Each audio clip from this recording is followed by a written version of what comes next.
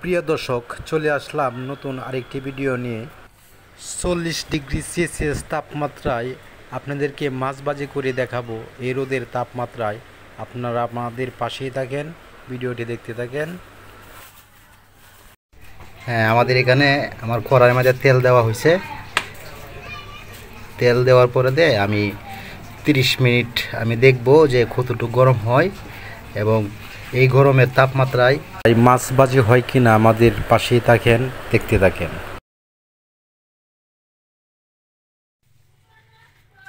প্রিয় দর্শক, আমাদের 30 মিনিট দেখার টাইম হয়ে গিয়েছে। যে আমি বলছিলাম যে 30 মিনিট দেখব কড়াইটা গরম হয়েছে কিনা। অনেকটা গরম হয়েছে, ধরার মতো বাও নাই। এখন দেখব আমাদের মাছ দিয়ে যে ডিম এই মাছ ভাজি হয় কিনা। আপনারা আমার এই ভিডিওটা দেখতে থাকেন এবং আমাদের পাশেই থাকেন। এই যে মাছ আমি দিতেছি, আপনারা দেখতে থাকেন।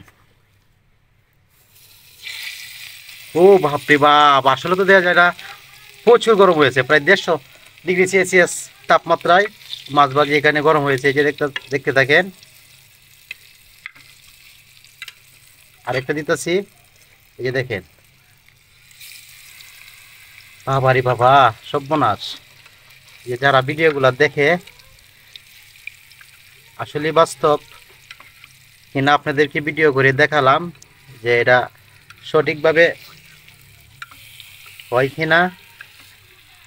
আমি ভিডিও করে আপনাদেরকে প্রমাণ করে দিলাম যে মাছ ভাজি হয় কিনা।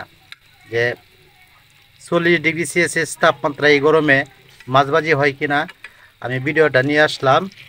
আপনারা ভিডিওটা দেখতে থাকেন।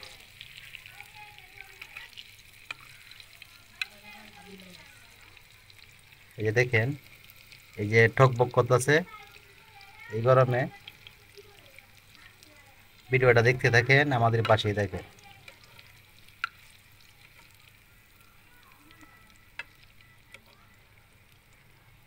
40 ডিগ্রি সেলসিয়াস তাপমাত্রায় আমাদের ভিডিওটি কমপ্লিট হয়ে গেল। এই যে মাছ ভাজি হয়ে গিয়েছে।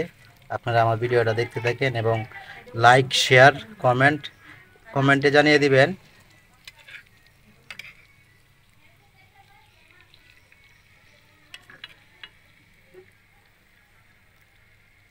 একবারে পুরোপুরি কমপ্লিট হয়ে গিয়েছে।